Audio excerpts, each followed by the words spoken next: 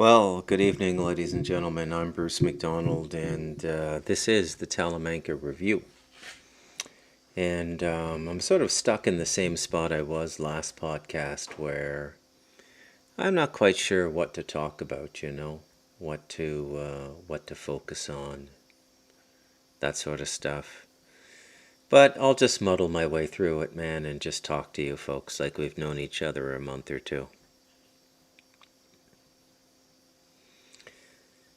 The first thing on my mind that I think is inescapable is the necessity of addressing what I would call the quality of leadership in the world now.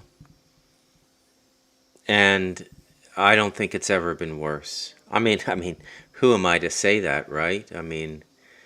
I don't remember living in every major critical point in human history for the last several thousand years. I don't have that kind of past life recall. But I guess, in my lifetime, short and meaningless as it is compared to the sum of this species and this planet and this solar system and everything that's part of the life process here, I've never seen worse. And what I mean is just the quality of people. And it's not just Kamala Harris and Donald Trump. It's like everybody now in federal politics. They're just so bad, all of them,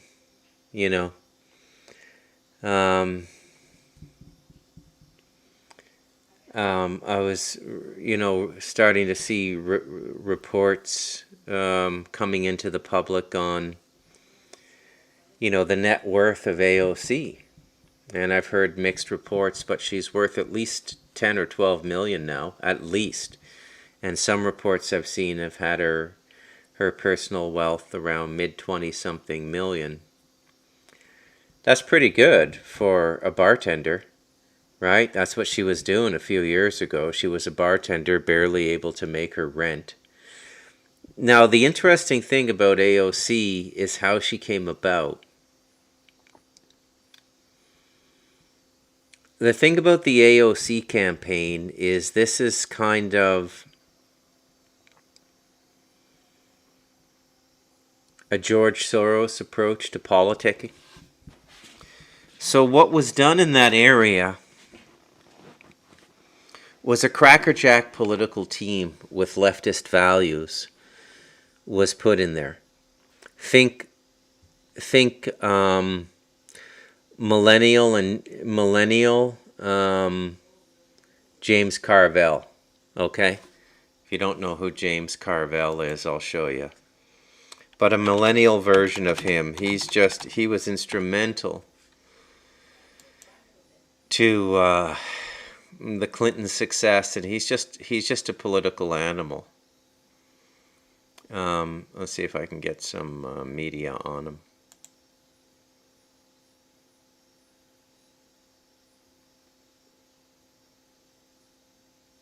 Yeah, here he is.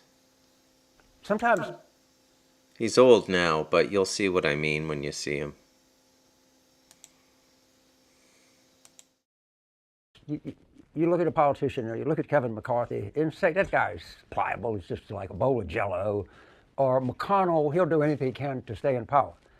When you look at these Christian nationalists, and you look at Mike Johnson, or you look at people I talked about, Woody Jenkins, Tony Perkins, the influences in his life, you have to understand something.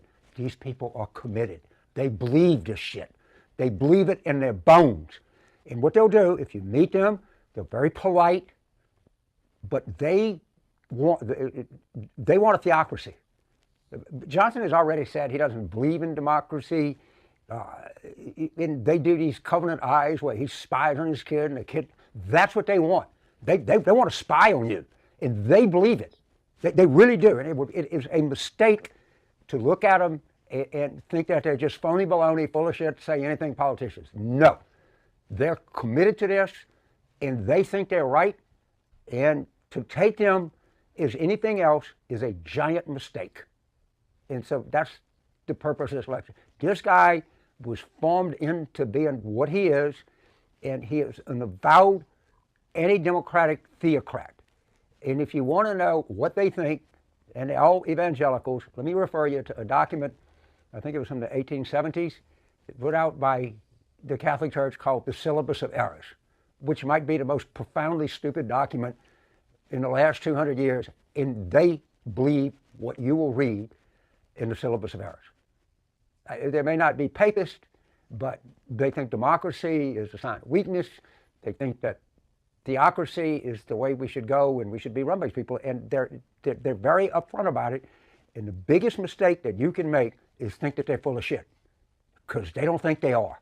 And they'll be nice to you, they'll smile, we'll fellowship, but these are really, really fanatical people who want to get into every aspect of your freaking life. Trust me. All right, that was James Carvell. So you know who he is now, right? He's not that hard to remember. But so think of like a millennial versions of him. So people who would, be anywhere from 35 to 45 when she got elected a few years ago, or 30 to 40, and they actually had like an open casting call in her jurisdiction. Let me just look that up, sorry. I just want to make sure that I'm as accurate. There's that word again, jurisdiction, AOC, jurisdiction. Representative, New York's 14th district represents about 700,000 people across parts of the Bronx and Queens. So she's definitely got that Puerto Rican look, so there was the ethnic vibe. But this group of people, and they're like Soros funded, okay? Don't kid yourself. There's big money behind this. And I'll tell you right now, it's an absolutely brilliant way to go about politics. I mean, it really, really is. So they held like a casting call, and they said, look, we're willing to manage or promote or tailor, tutor, customize anyone that we think that can win. We've got money behind us, we've got resources, and if you think you belong in politics, come and see us. Now, don't take any numbers I give you in this podcast tonight as absolutely valid, okay? It's all just hearsay. But I heard something like 100 people went for the tryout for the Democratic representative that was managed by a team of political pundits. I call them millennial James Carvells, okay? Very savvy people, graduate students in political science, economics, political theory, international relations. They're the brains. Okay? They were the brains behind the election in Queens and the Bronx, the New York's 14th district, okay? And out of all of these people who tried out, they chose AOC. Now, why do you think that is? Great tits. Sorry to be crude, but like I said, it's the quickest way to get your point out, okay? Great body, good-looking girl, ethnic, and then the ideology is whatever you put into her. Okay, it's like feeding a dog. Whatever you put in is what's going to come out, okay? So she just went into this whole grooming process. Now, you can see big differences in her now, because whatever they tried at the street level, it worked. And now she's being groomed on the inside by the old guard, right? So she's being groomed by the Pelosi's and the Schumers and the big fat Jewish guy there. I forget what his name is. Waddles more than he walks. But the whole inner circle, right? Obama, the Clintons, the whole sort of dream team there. Okay? But it's not coming from her, because it's not in her. It's literally, and I believe that there has to be a correlation between the person and the policies. There's, again, it goes back to this idea of connecting with the above. Okay? So when a person and their thinking and their values are all lined up, you have this as above, so below synergy, and you have the possibility of a great and powerful leader that can move people at the heart level. When you begin the process the way the process was begun with AOC, I think you sabotage and gut the whole thing. And that's just one thing that the Democratic Party is doing right now, okay? Now, I'm not saying that it's not the same thing on the Republican Party. Some force, as of yet not clearly named, but we've seen silhouettes moving in the night. We've seen the shadow on the wall. We can make a few guesses as to who's backing Trump, because this idea that he did it all with his own money is complete bullshit, okay?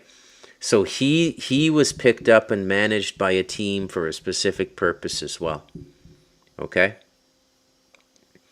This is pure postmodernism, by the way.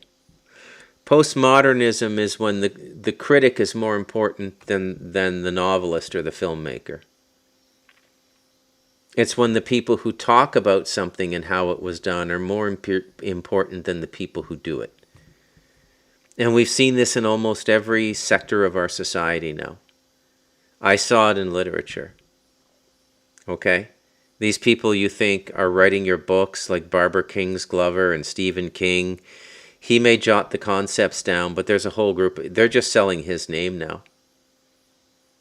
Okay, like, you know, to do my Jordan Maxwell imitation again, the world is not what you think it is. Even more so now than when Jordan Maxwell was saying it. Even way more so now. The world is not what you think it is. Not even close, okay? Not even close. Let's take a look at a little AOC and see what she's saying these days. Let's catch up with her. Alexandria Ocasio-Cortez.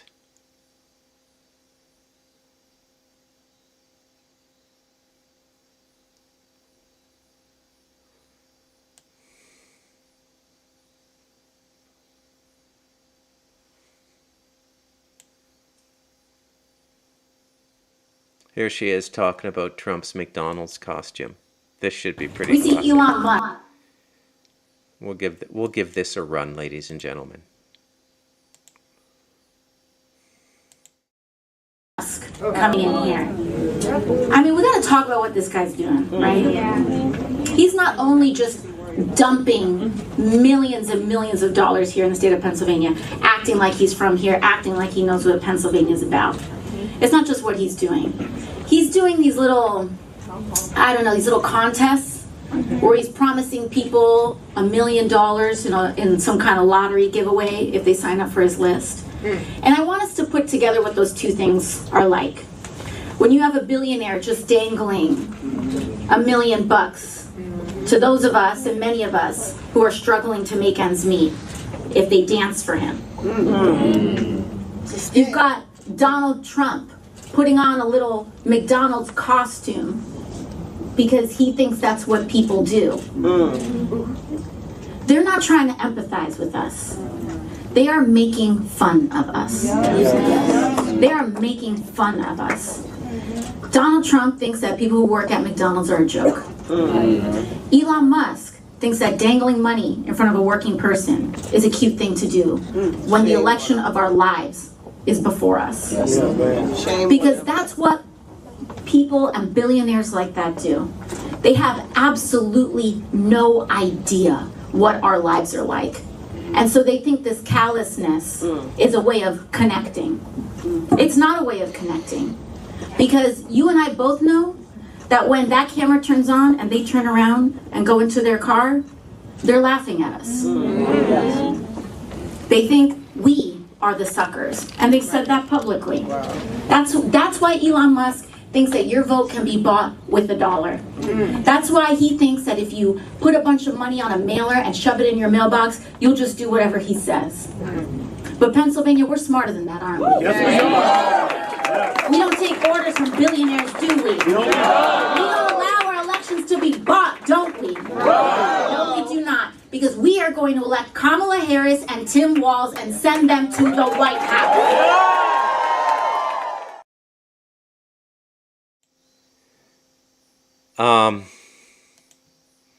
You almost don't even know where to begin with the hypocrisy there. He's not one of us. She's not one of you. You're not one of them either anymore, AOC. Okay? That's how quickly it happens to you up there in the big show, man.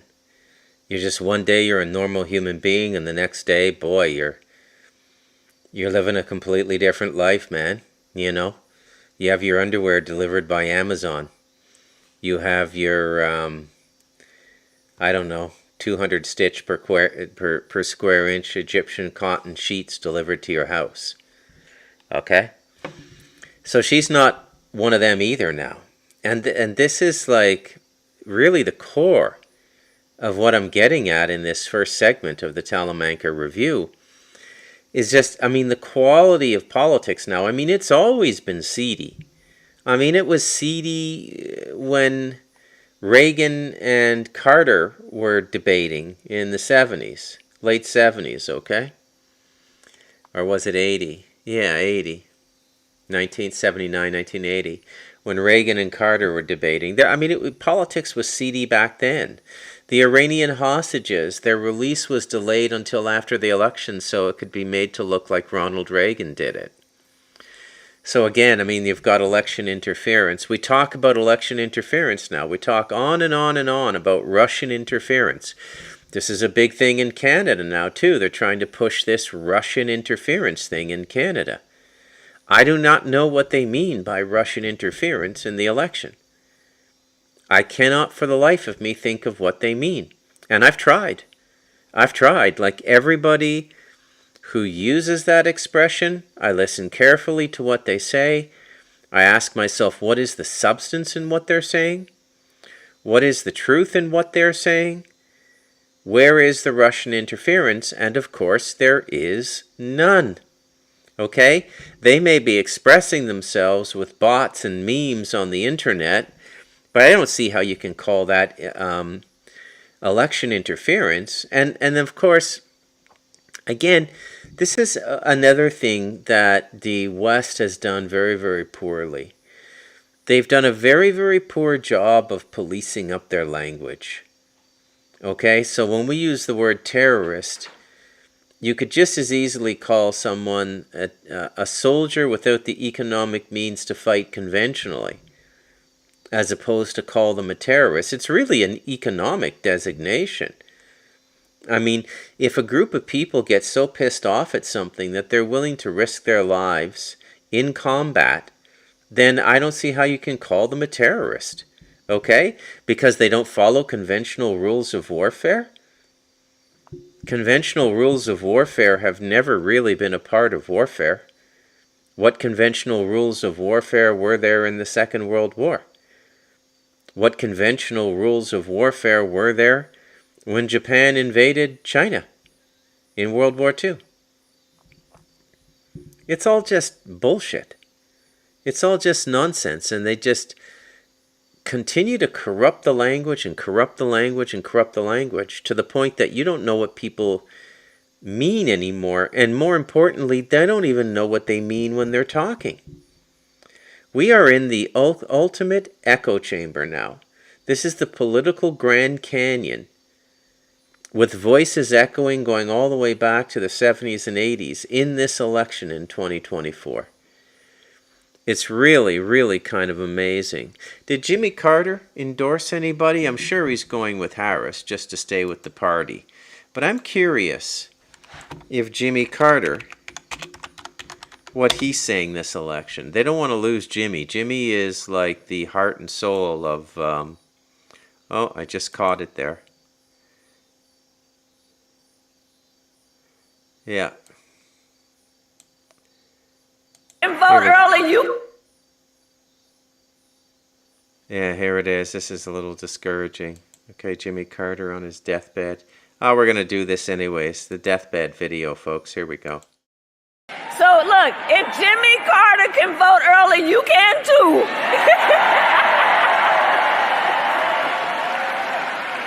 So look, if Jimmy Carter can vote.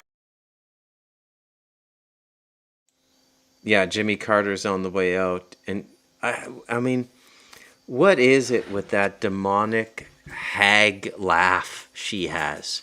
You know, it's that stupid like porn star laugh. You know, where you're so uncomfortable that your only recourse is to laugh. You know, because anything normal might freak everybody else out.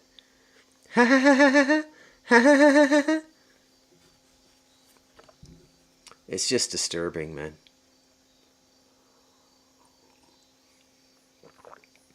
So the general quality of our leadership now is, it's pretty much non-existent. It's gone completely away now. This is a new low. You know, and I mean, Trump doesn't raise the bar that much. I mean, he's one of the reasons I'm calling this a new low. Right? Because he's part of that new low. And you just got to ask yourself, how did we let it come to this? Because we can't separate ourselves from this issue. There's no way that we can separate ourselves from this. You cannot, I suppose, maybe I'm being a bit austere. Maybe you could make a case that this is, you know, some form of rogue governance. I'll tell you one thing. What the government's doing and what the people think the government is doing are two completely different things. And this is, I'll tell you this has been going on for quite some time, several decades now. What the government is actually doing and what people think they're doing. You know, another example is the Great Taking.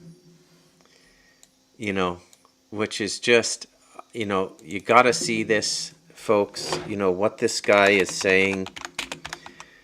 So they're telling us that we still live in a free society where property rights exist, but it's actually a lie. They don't actually exist, you know.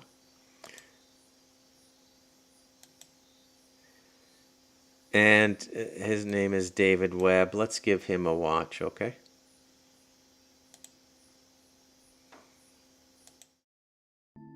I think that we're very close to this collapse being triggered. What are the indications for that? Well, most profoundly, what has been done to interest rates and where they are now and the scale of the insolvencies that are out there. They're not being discussed. They're being covered up. The only way that the financial system has not collapsed is that there is a big hidden hand injecting lots of created money directly into the financial markets, holding them up right now, as well as allowing institutions to believe they have downside risk by buying protection in the derivatives market, the combination of those things. So this support, the hidden hand as I call it, can be withdrawn at the time of their choosing. But we're getting late in this process given what's already happened to the interest rates. The other indication of timing is the bank resolution, the documents of the Bank Resolution Authority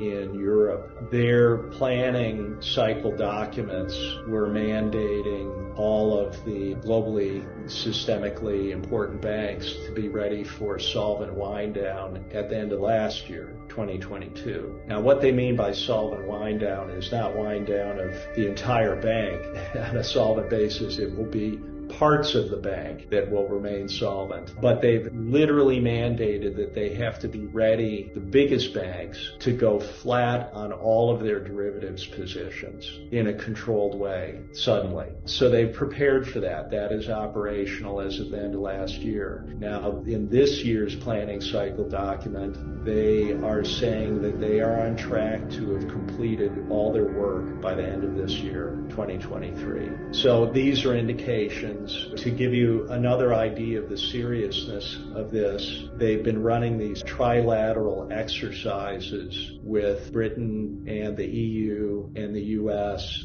for 6 of the 7 past years. I think they may have missed a year during COVID, but in these exercises, from the U.S. side, the participants are the U.S. Treasury Secretary, the Chairman of the Federal Reserve, the Chairman of the FDIC, the heads of all these entities in this exercise, which I've never seen before with anything. So they're very, very serious about this. And these exercises are about assuring the cross-border transfer of the collateral when the banks are put into wind down.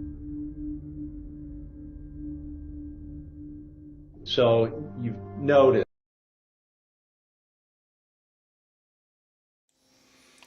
Very, very disturbing stuff to take in, okay? So, I mean, he just pretty much lays it out there, right?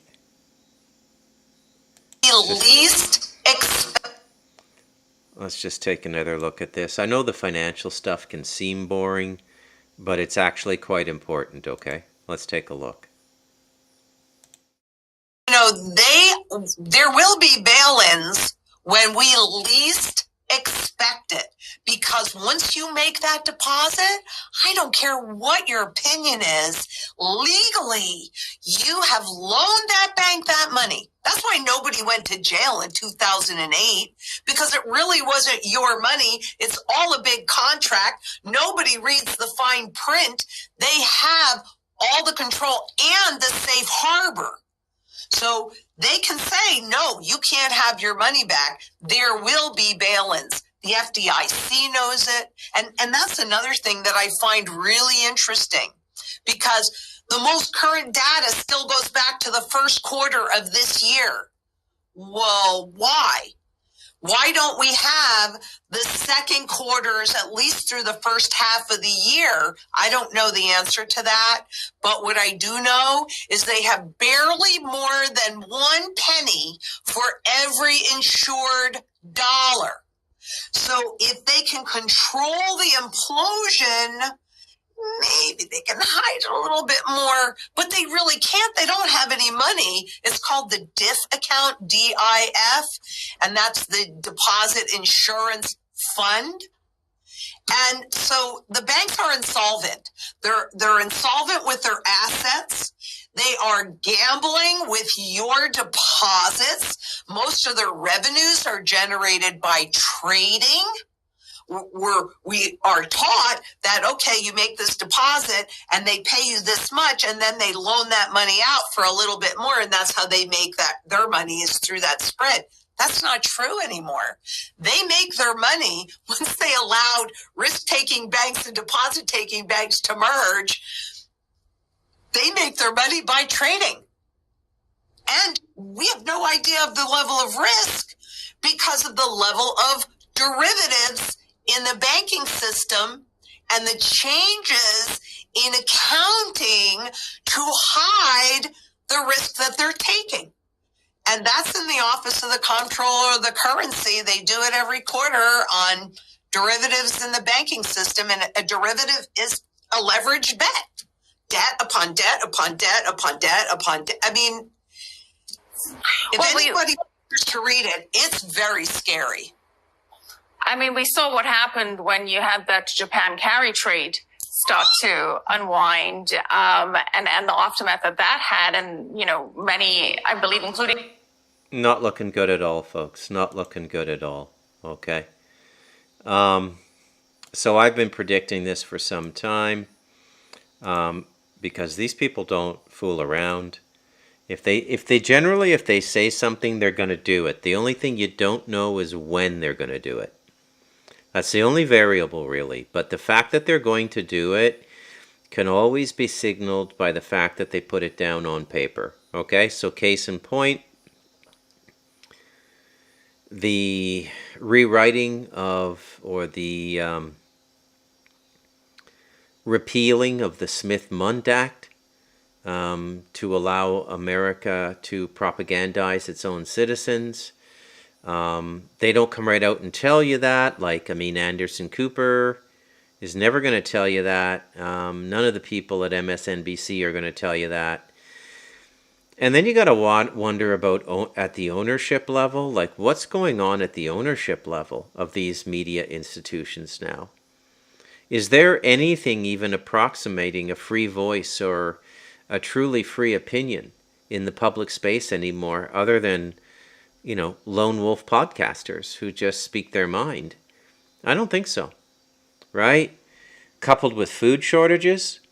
Okay, so economic collapse, food shortage, health problems related to what they did, and God knows what else is coming. But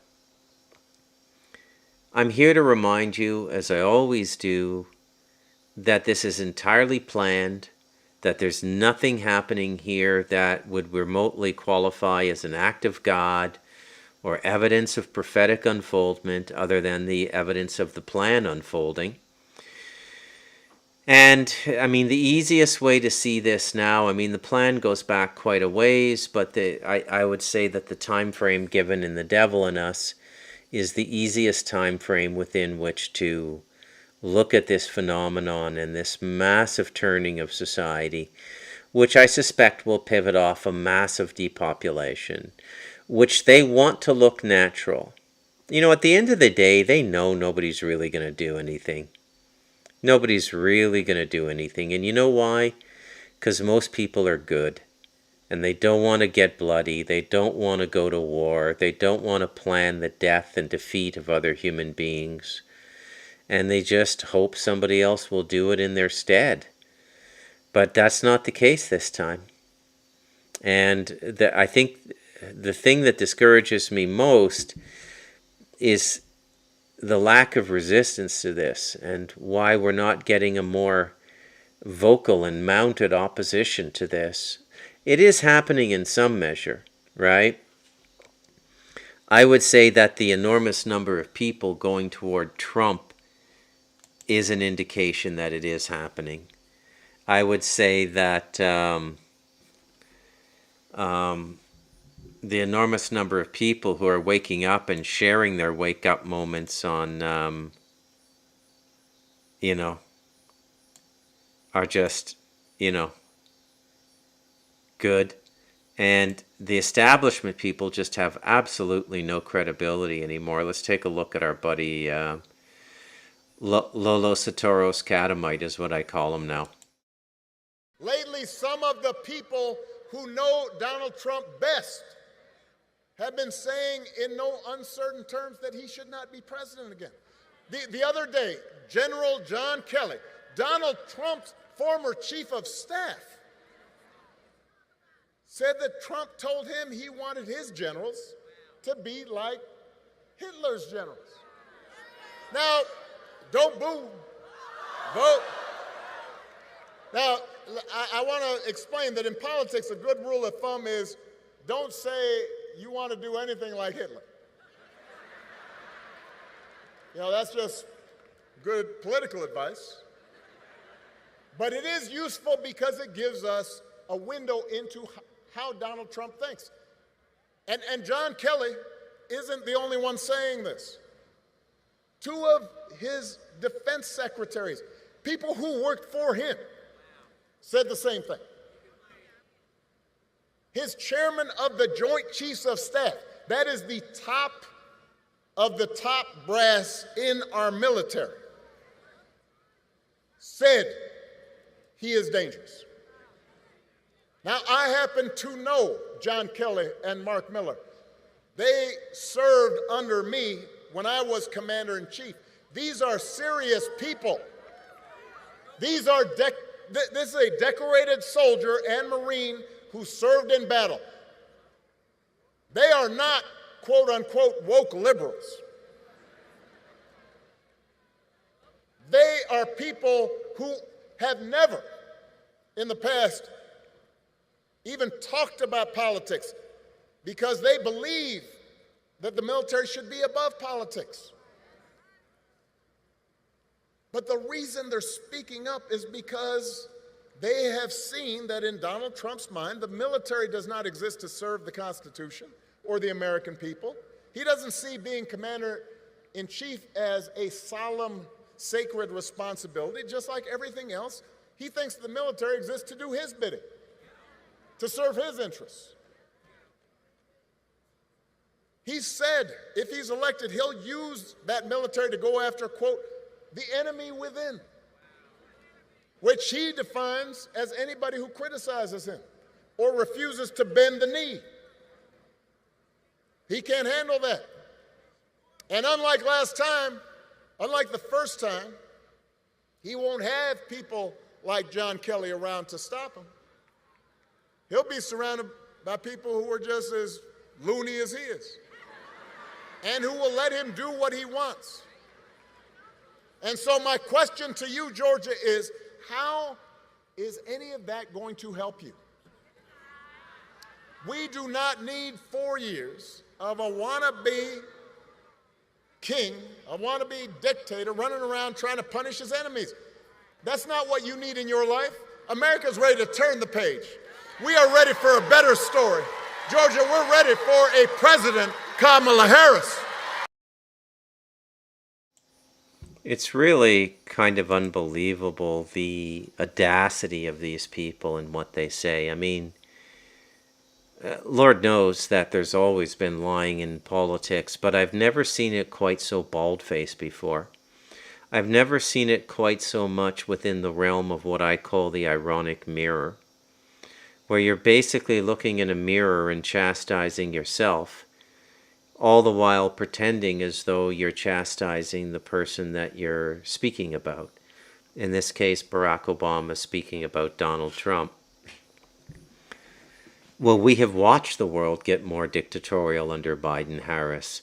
We watched the disastrous Afghanistan pullout in which many innocent lives were lost, and the country was turned over to the Taliban, and all of the American collaborators were left behind to be tortured, raped, and murdered, because that's what the Taliban does to its enemies. We sat and we watched that. We've watched as Joe Biden has given more and more money to President Zelensky to fight an unwinnable war, unless NATO steps into the war, at which point we have a global conflict that could go nuclear. And Biden has done nothing to step back from this, all the while claiming that Putin is a dictator. Well, he is. I mean, I don't think anybody can deny that. He's got to be one of, if not the richest man in the world right now, Vladimir Putin. He's extremely powerful. He comes from a society that lends itself to a kind of strongman natural law alignment into oligarchs. And he's the king of the oligarchs. And although I've seen pleasant pictures of Moscow and St. Petersburg, I've heard many credible stories that the rural Russia is dismal in terms of infrastructure, and the vast majority of people living outside of urban centers, not even having indoor plumbing. I mean, not that that's the end of the world. I mean, you're talking to a guy who lives in an earthbag home, right? It's not the end of the world not to have indoor plumbing, but all the while, the US dollar is going away as all of these derivatives are coming due. We have BRICS ready to launch. We have more OPEC nations joining BRICS. I mean, this is a perfectly executed war against the United States without a bullet being shot. We've already lost the war, and the average American has not even come to comprehend that he or she has been in a war. this is the state of warfare in the early 21st century. And just because you never got a chance to crack off your AR-15 behind your makeshift sandbags, which you got from Home Hardware, doesn't mean you haven't been in a war. It's been waging, but the thing that I'm starting to see more and more is the elements of concession to the new global order have been present and functioning within the United States for at least 3 decades, going back to Clinton. At least 3 decades. I'd say from about 92 to 94. Really sort of started with Clinton. So we get the transitional president in the form of George Bush Sr., who carries one term after Reagan in the tradition of the vice president getting to run for president, which has generally been the tradition in American politics. Which is curious because Joe Biden didn't get that opportunity in 2016, right? The Democrats came in with the witch queen, Hillary. And the witch queen wasn't going to step aside because it seems to me as though everything in that Democratic Party is by status in the satanic hierarchy. And I don't mean to be dramatic by saying that, but it seems self-evident to me now. And so much about each of the individual megalomaniac egos in that party. You know, all the firsts in the Democratic Party, the first black president in Barack Obama. It would have been the first woman president with Hillary Clinton. They're all about hitting these milestones, right? Getting their names in the history books when, I mean, people don't remember these things. People don't remember anything outside their lifetimes. I do this test all the time. Everybody gets it wrong. I ask one simple question. Give me the 8 names of your great-grandparents. Okay, so you got your parents, your grandparents. Everybody can name their grandparents, right? On my mother's side, it was Nestle and Aurelia. And on my father's side, it was John and Anne-Marie MacDonald. Go one generation deeper, so you're going to have 8 great-grandparents, right? Because each of your 4 grandparents had 2 parents which had them. So you're going to have 8 great-grandparents. People can't even go that far back in their own bloodline. Okay, but they're gonna remember Hillary Clinton for being the first female president. Or the first black president, and they're meaningless milestones if the only achievement is, again, this sort of creepy postmodern thing where we say we did something, but we didn't really do it because it wasn't a meritocracy. As we know now, and as Candace Owens has aptly demonstrated, Barack Hussein Obama, a.k.a. Barry Soetoro, the stepson of the head of the Indonesian death squads in the 80s, working directly with Bush Sr. This is who Obama is. He's not separate from these people. They bring him in like a breath of fresh air in 2008. He's just an intelligence operator. And there's something really off about Kamala Harris, too. The every woman raised in a middle-class family. Well, not according to her Jamaican background, where she comes from wealthy Irish slave traders and slave owners. Right? So not only is she not black, she's the sworn enemy of the black man and the black woman, which is a slave trader, a person who traded black slaves. And somehow this can go on, and the mainstream media never questions it, right? I think these are pretty important things. I don't think that these are really side issues. I think that they're integral to the political process, and I think that their compromise represents the complete sabotage and demise of the American political process. And I can't say it's any different in Canada. I can't speak for any place else, like Australia or any place like that, but it's just so far gone now, man. And everybody is just lying on steroids. you know? And at the end of the day, we got all these problems to get through, and nobody really knows how we're going to get through these problems. I mean, if the Democrats pass the country off to Trump, they are literally they are literally going to hand him a broken and collapsing country. Okay? That's exactly what they're going to do. Oh, I got to see this. Just because I just can't help myself. I can't believe that they're still putting the Witch Queen up, but here we go. Hang on a sec. Quick 30 seconds of the Witch Queen. Now, one other thing that you'll see next week, Caitlin, is Trump actually reenacting the Madison Square Garden rally in 1939. I write about this in my book. President Franklin Roosevelt was appalled that neo-Nazis, fascists in America were lining up to essentially pledge their support for the kind of government that they were seeing in Germany. So I don't think we can ignore it. Now, one other thing that you'll see. I mean, again, and this just increases the danger around Trump, right? Like, it's you never want to get compared to Hitler. That's, Hitler is the biggest piece of brainwashing of the last 80 years. It is a central piece of the propaganda machine that has gone into getting us where now? This close to the goal line. And what's the goal? It's the Temple of Solomon. Okay? It's always been the Temple of Solomon. Yeah, beachfront property in Gaza would be not a bad sideline, but it's not the main goal. The main goal is the Temple of Solomon. And that goal extends far beyond the circles of just what we would call the American and Israeli Jews.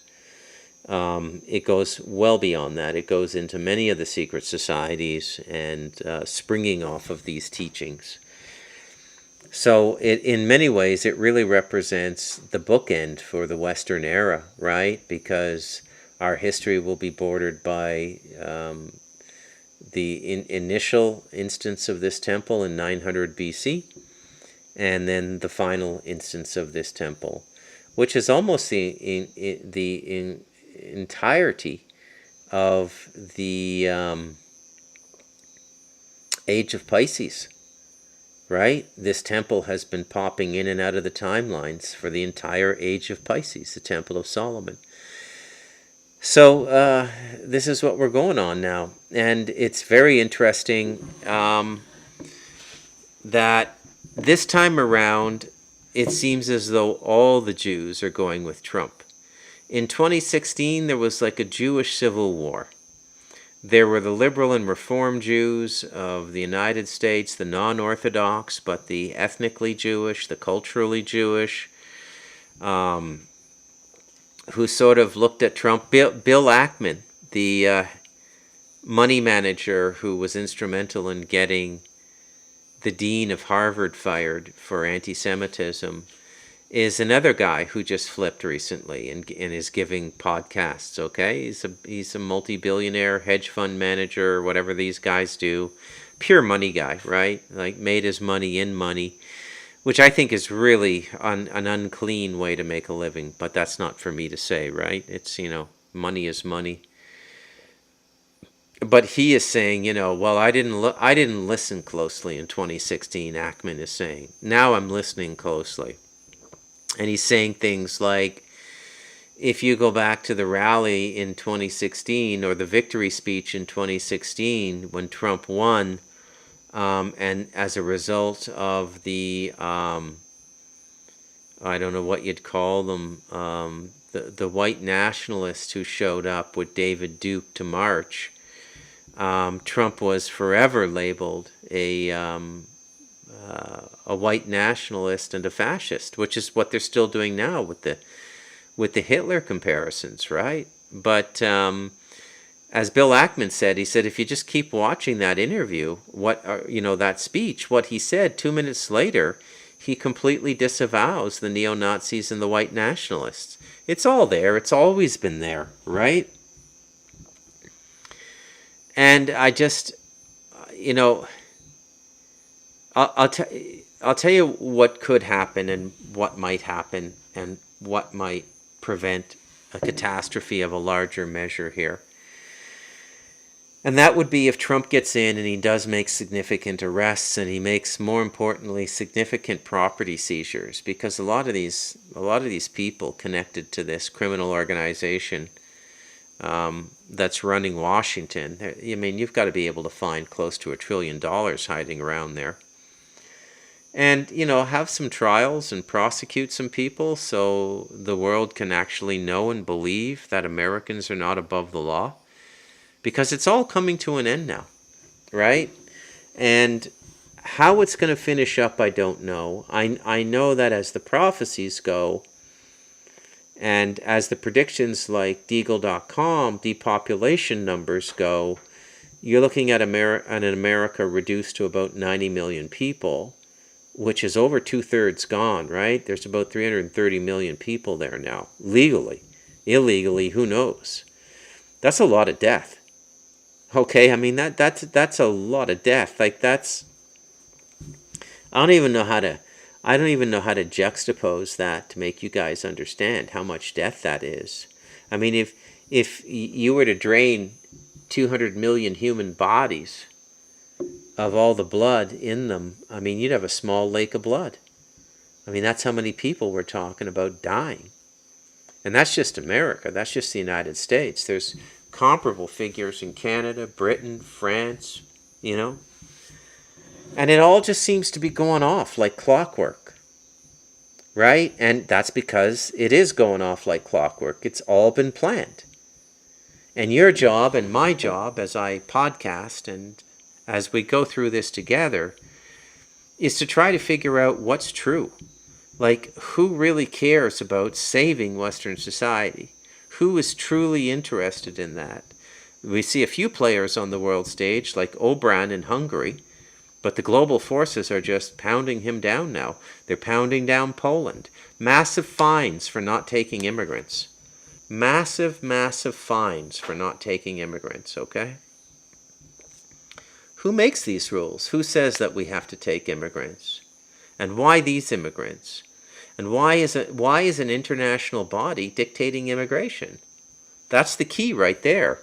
Are they all lying to us? Is Trump and his team not telling us stuff either? That the United States has signed certain tracts and treaties that necessitate by UN to be in compliant with the desires of the United Nations, that they have to take in these immigrants from these countries?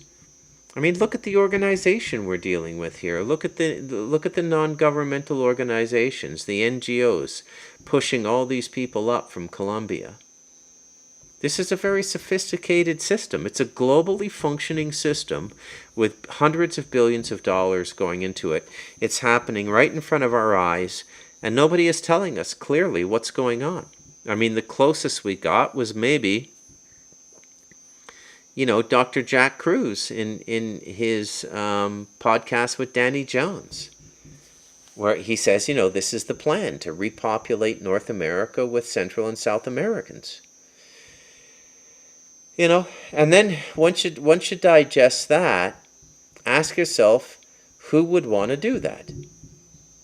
Who would want to do that and why? And look around and ask yourself if you can see anybody bragging about it, because they're out there. I'm Bruce McDonald, and this has been the Talamanca Review.